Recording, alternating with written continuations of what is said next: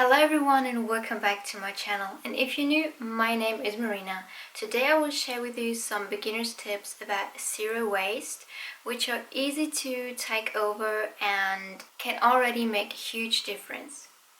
But before we start with the video, make sure to click the like and subscribe button and hit the little bell down below so that you always get notified when I upload new content and that I know that you're interested in videos about that kind of topic. My first tip is to check out local farmers markets and zero waste stores. Because there's no packaging, you can bring your own reusable ones, which is amazing. And I also recommend to try to shop mostly at the produce section in a supermarket or in an organic store, because these loose products like vegetables and fruits, and this way there's no extra waste in comparison to the rest of the store. My next tip is to avoid beverages in plastic or Tetra packs, because plastic can only be reused a few times and Tetra packs aren't as good as people make them sound like, because they're made of different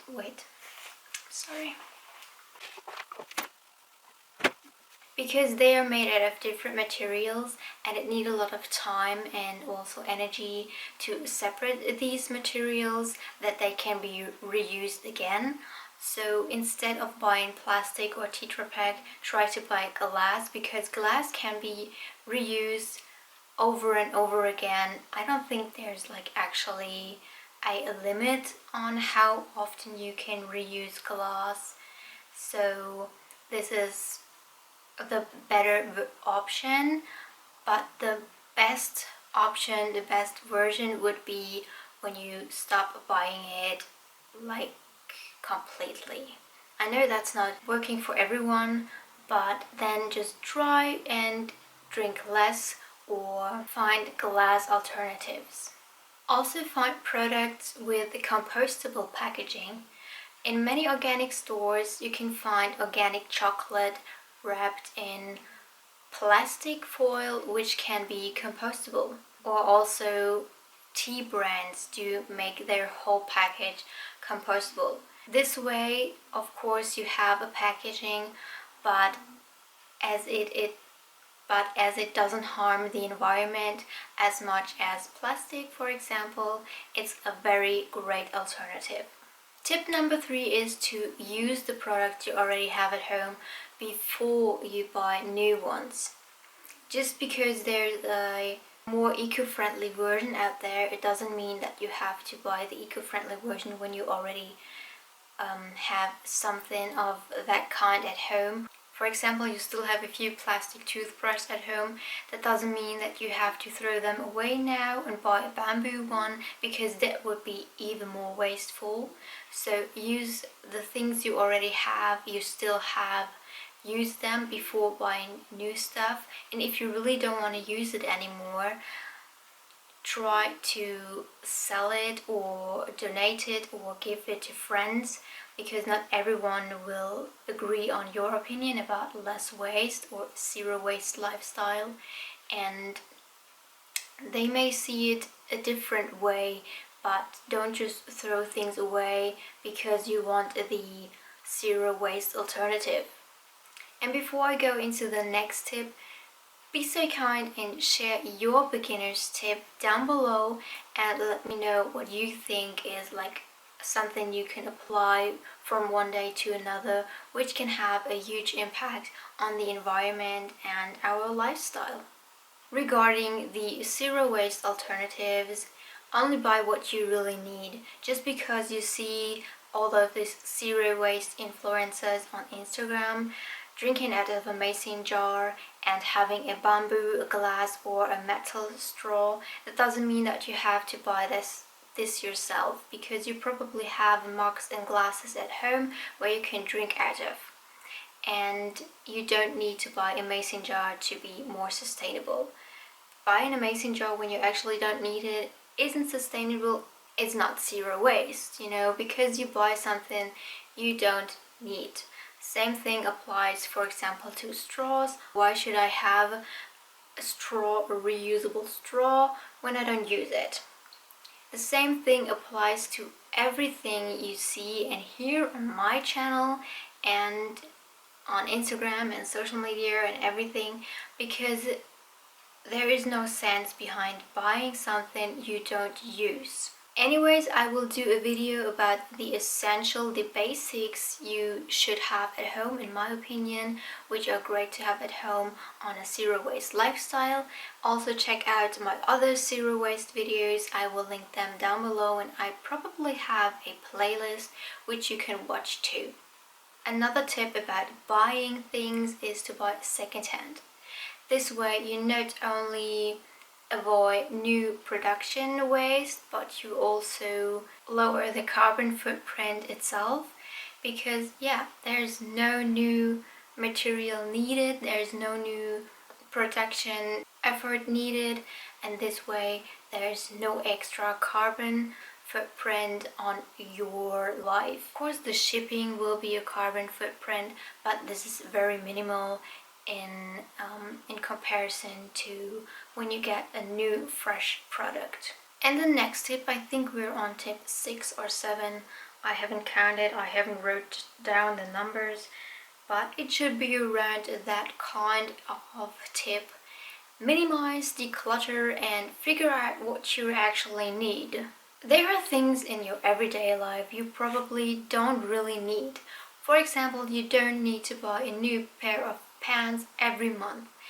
This isn't sustainable, this is senseless, because except you have like very fast fashion shitty stuff that falls apart after 3 times wearing it. So don't buy that stuff anymore. Go and search for some good, sustainable, high quality brands. But I also mean, like, for example, do you really need to buy that vegan cheese alternative in that plastic package where 5 slices of cheese inside? Do you really need to buy this every week, and do you really have to eat it every week? Or is there another possibility, another alternative you can use instead? When it comes to food, try to find other alternatives, or try to make a version yourself at home.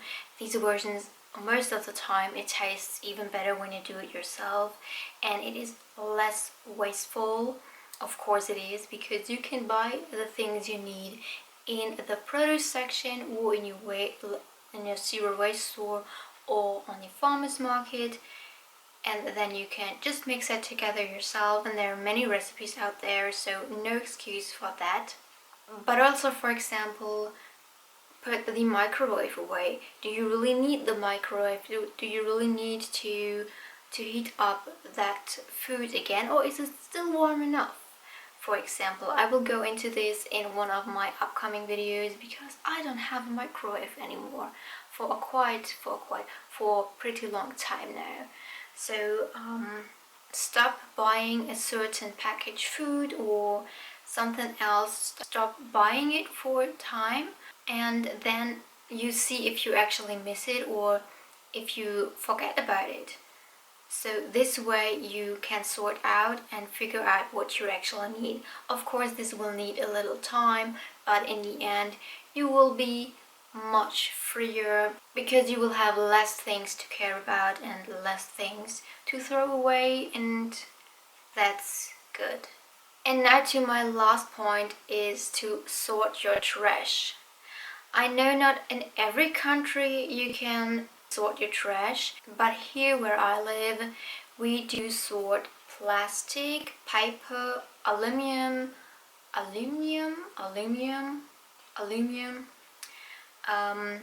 glass, organic waste, so everything that's compostable.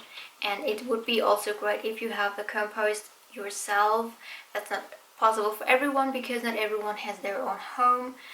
And the rest, which I don't count, will be thrown in one trash can, which is trash. But yes, I know that there are countries out there who really care about sorting their trash. I think Japan is doing this. I think they're one of the countries that are really caring about their about sorting their trash. I'm not 100% sure, but I also know that there are countries where you just throw everything in one trash can and it doesn't actually get sorted, which I think is horrible. I don't know about you. But yes, if it's possible, sort your trash beforehand, and you also then have an overview on what trash you actually make. If it's like a lot of plastic or if it is just compostable, because the compostable ones is not bad for the environment. It's like actually good because it makes good soil. And that's it for today's video. I hope you enjoyed it. I hope this will help you to start with a zero waste lifestyle, and it will make the start way easier. Thank you for watching. We will see you next week again, and until then I wish you a great time and goodbye. Today I will share with you some beginner's tips about